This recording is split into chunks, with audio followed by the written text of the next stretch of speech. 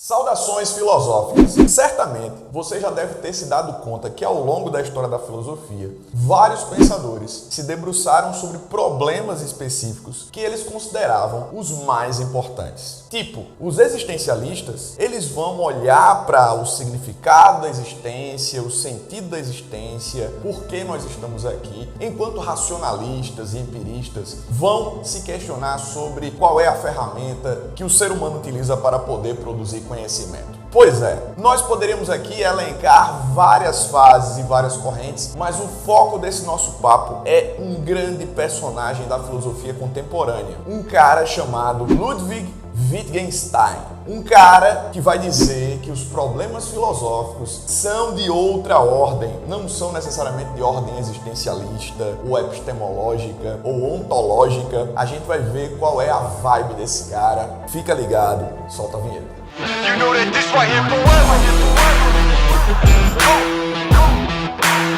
And there will be no surrender. Now allow me to reintroduce myself. They call me. Para começo de conversa, vale destacar que Ludwig Joseph Johann Wittgenstein foi um dos mais importantes filósofos do século XX. Um cara que bebeu da matemática, foi membro do Círculo de Viena, inovou na história da lógica nos anos 20 e é um cara que é considerado um dos grandes ícones e criadores da chamada filosofia analítica. Seus escritos iniciais foram inspirados pelos conceitos de Arthur Schopenhauer, bem como pelas grandes elaborações lógicas daquele que pode ser considerado aí o grande referencial para Wittgenstein, que foi ninguém mais, ninguém menos que Bertrand Russell. É importante destacar também que Wittgenstein foi um dos mais importantes estudiosos de Cambridge e que o seu pensamento pode ser dividido em duas fases.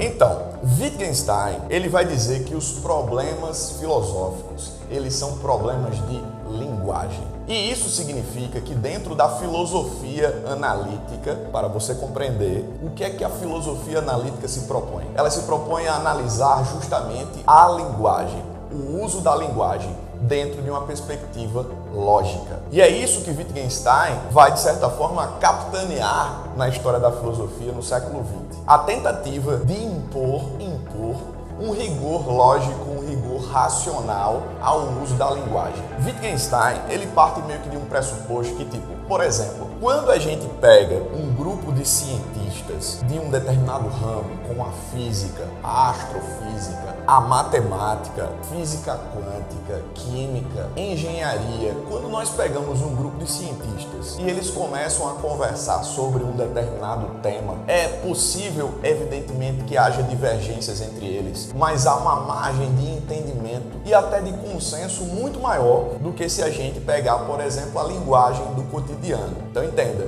por um lado nós temos a linguagem científica, por outro nós temos a linguagem do cotidiano. Como a linguagem do cotidiano ela é muito ampla, ela é muito aberta, ela é muito subjetiva, nós temos uma margem muito maior para más interpretações e, consequentemente, falta de entendimento sobre as coisas. E de acordo com Wittgenstein, a própria filosofia era afetada por isso, porque ela não segue necessariamente o rigor que a gente encontra objetivo nas ciências da natureza.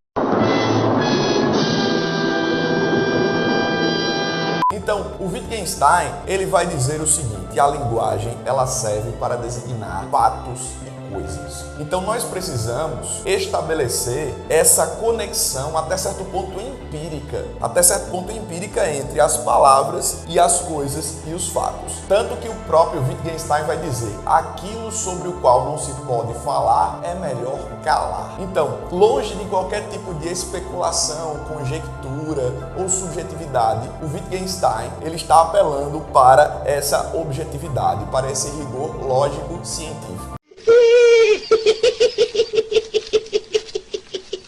Diga-se de passagem, toda essa construção linguística, ela se encontra fundamentalmente em uma obra que é uma das mais magníficas da história recente da filosofia, que é o Tratado Lógico-Filosófico. Diga-se de passagem, quando Wittgenstein ele publica o Tratado Lógico-Filosófico, ele simplesmente acredita que não há mais nada a ser acrescentado, que não há nada mais a ser produzido de forma, vamos dizer assim, inovadora na filosofia, que tudo foi resolvido, os problemas filosóficos estão resolvidos, porque finalmente alguém resolveu chegar e dizer, olha, toda essa confusão que a gente tem e que é acirrada em determinados momentos da história da filosofia, a falta de entendimento, que não se dá apenas na esfera da filosofia, mas na esfera social, ela pode ser resolvida simplesmente com ajustes específicos e objetivos sobre o uso da linguagem.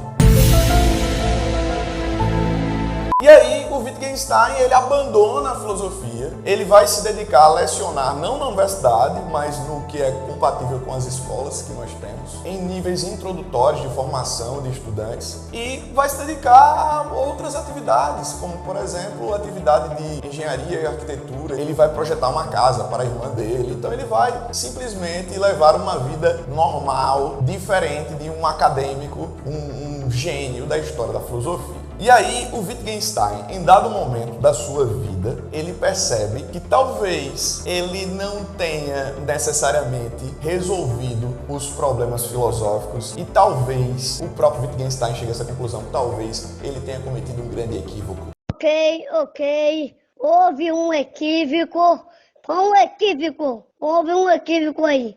É por isso que se costuma falar sobre o primeiro Wittgenstein e o segundo Wittgenstein. O primeiro do Tratado Lógico-Filosófico e o segundo das investigações filosóficas. O segundo Wittgenstein, ele vem justamente para criticar tudo aquilo que o primeiro fez. Mas detalhe, é a mesma pessoa, só para ficar claro, tá? O mesmo cara, em outro momento de sua vida, ele percebe que apelar para toda aquela objetividade lógica talvez não tenha sido a melhor solução a ser apresentada. E aí o que é que ele vai propor? Ele vai propor os chamados jogos de linguagem. Muito mais do que tentar estabelecer uma lógica apenas, uma ideia do uso da linguagem que seja até certo ponto técnica, ele vai propor o seguinte: olha, existem usos específicos da linguagem, existem funções que possuem uma lógica particular. A gente pode ter uma linguagem mais poética, a gente pode ter uma linguagem mais apelando para o lúdico, dentro de um viés mais cultural, dentro de uma perspectiva que dialoga com a religião. Então, nós temos muitas peculiaridades linguísticas. E o que é que ele vai dizer? Ele vai dizer o seguinte: o fato de nós termos lógicas diferentes para usos da linguagem de forma diferente, não significa dizer que não se possa haver um entendimento entre as pessoas. Na verdade, nós temos um desafio, o desafio de entender a lógica interna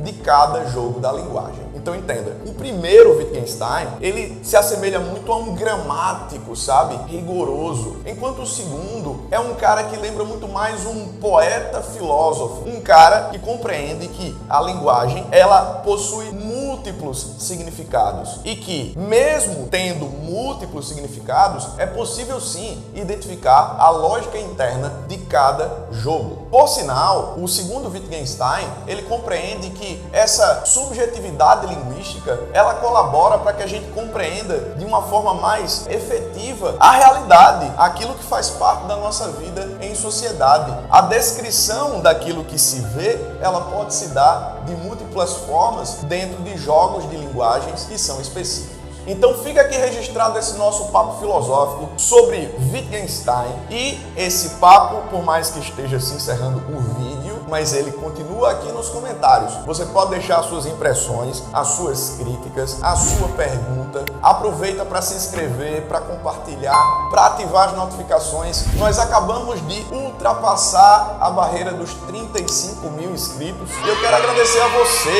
É você que faz o canal do Professor Krause. E quando você se engaja com esse conteúdo, quando você se inscreve, quando você compartilha, quando deixa seu comentário, você ajuda outros estudantes a participarem desse nosso grande fórum das humanas, que é o canal do Professor Krause. Um grande abraço e até a próxima.